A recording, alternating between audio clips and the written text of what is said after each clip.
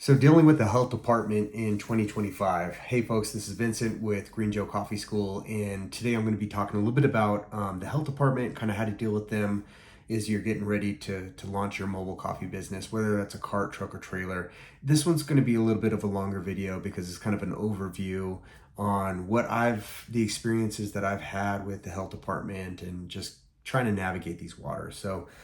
Yeah, first and foremost, let's just kind of start off with the story. I was talking to Robert at AeroBuild. These guys are good friends of mine. They've been building coffee trailers, beautiful coffee trailers too, for years. And when they first got onto the scene, we did some consulting together and kind of help them get started as far as launching coffee trailers. And they really took the information I gave them and ran with it.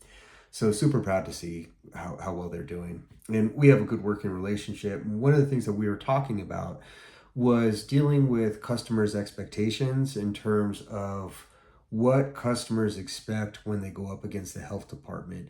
And I was telling him some of my outlines on some of the ways that I kind of deal with the health department because it's so tricky. First and foremost, there's no national health code. Okay, there's the FDA food code, but that code doesn't necessarily convert to all coffee apparatuses like trucks, trailers, and carts, and it definitely doesn't cover anything as far as zoning goes or that type of stuff for your coffee business. So each individual health department is going to have their own set of rules. They really are, and sometimes if you're lucky, like state of Florida, state of Washington, California, then you'll have an overlying state government system that will establish the code and regulations for the entire state.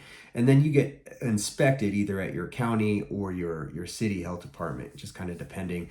Now, sometimes people don't know, like, am I a county health department? Am I a city health department?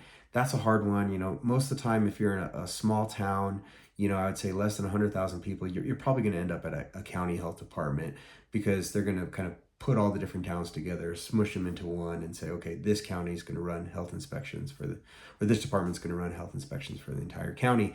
But if you're in a, major city, LA or something like that, then a lot of times they'll have their own individual health department for that city, for the city premise. So,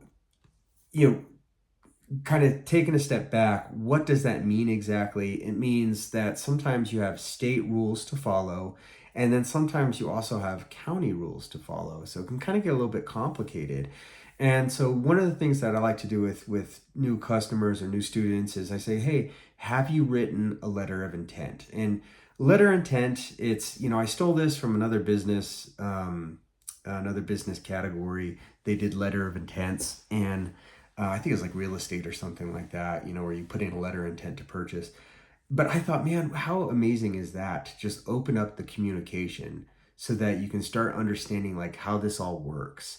And one of the things with health departments that I've learned over the years is that they hate explaining code and regulations to the common layman. They're like, that's not my job. My job is to inspect your apparatus, not to explain the regs. So when I first write a letter of intent to the health department, with my students or whatnot, we'll say something along the lines of, look, I'm not looking for you to explain it to me. I just need the most updated series of regulations that mandate food trucks or food carts or whatever you're starting, okay? And then I usually like to ask them for an application just so I can start working on my checklist. I like to send them a menu because menu always dictates equipment.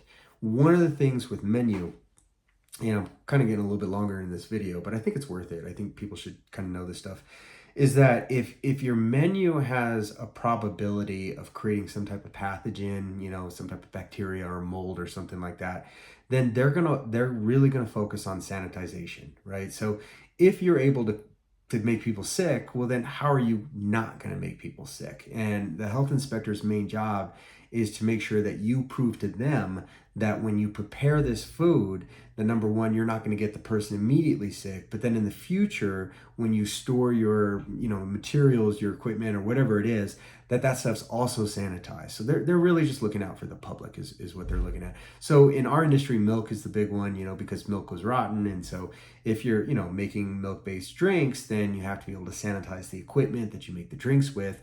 And you also have to be able to refrigerate the foods that have a probability of leading to pathogens. So, like your milk has to go not just in a cooler, it's got to go into some kind of mechanical refrigeration that maintains a stable temp.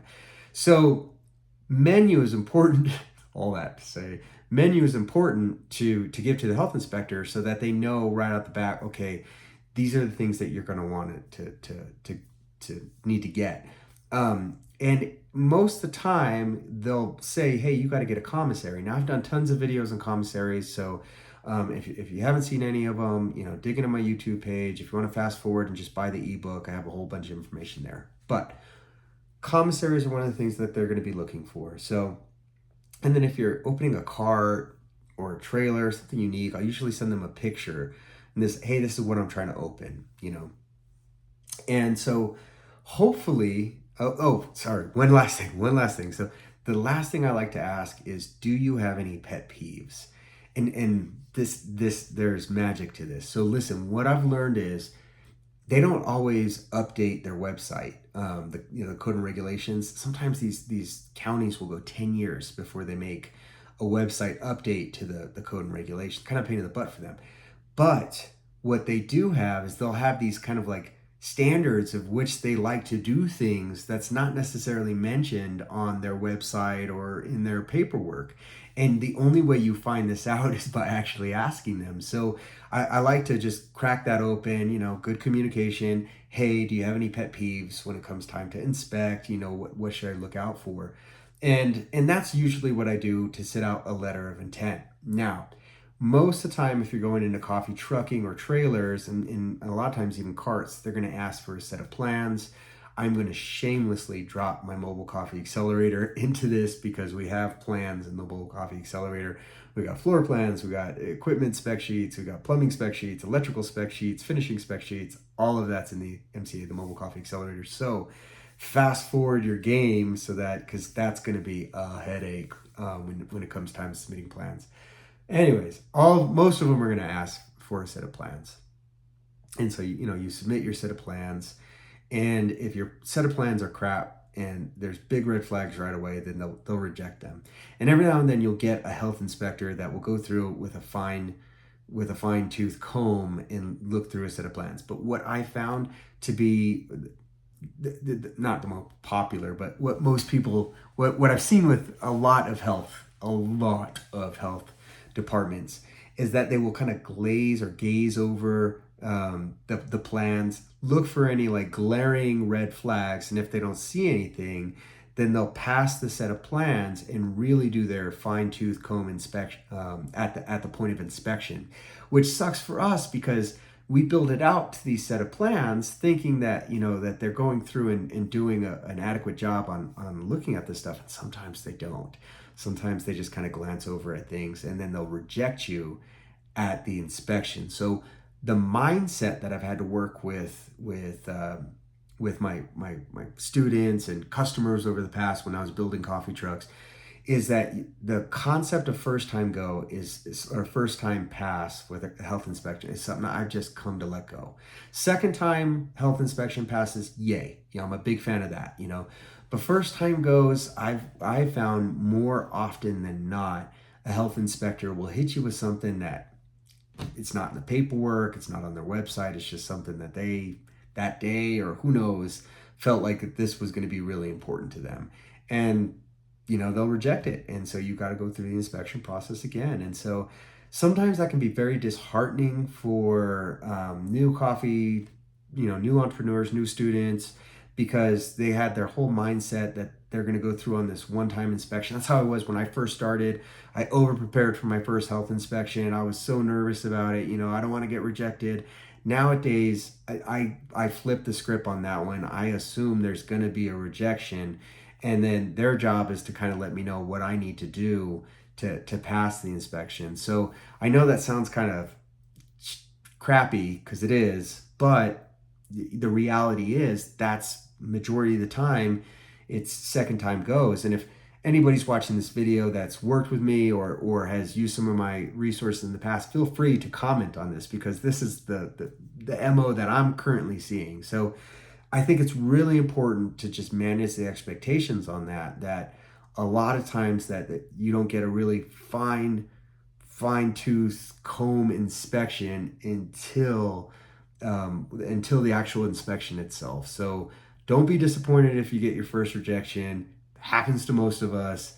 The second one is really where we're going to try to shoot for. So I think that's really important when it comes time to learning about health inspections. And then, the last thing that I wanted to talk about is I think it's really important as us as entrepreneurs, as us as students, as us as mobile baristas, blah, blah, blah, but to really understand our health code and regulations, and probably to the point where if you get a new health inspector, you might know it a little bit better than them. I've had to go up head to head against some of the health inspectors in the past where they said, no, it's got to be, this way. And I'm like, well, we built it to health code. This is what the health code says, so help me out here. Like I'm a little confused. Do you want me to follow the health code, or do you want me to go by this, And there's been a few cases where we've had to jump rank and actually talk to their supervisor. Now, that's not something that I highly recommend, because, it's going to create a lot of turmoil with your health inspector. However, sometimes we put a lot of money into these projects, 50, 60, 70 grand. And so it's like, yeah, if this is a big project and it's not quite going the way, and we've done all the rules, we followed all the rules, then I think that's sometimes the time to say, hey, I know you're absolutely doing your job and I really appreciate that. Do you mind if we just talk to your supervisor to see if we can get a pass on this one so it doesn't fall on you?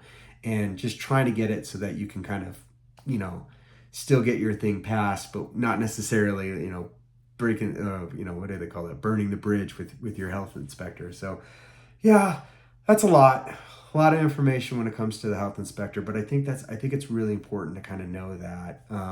So anyways, recap on this: letter of intent, know your code and regulations, submit your plans, but also understand it's not always the golden ticket.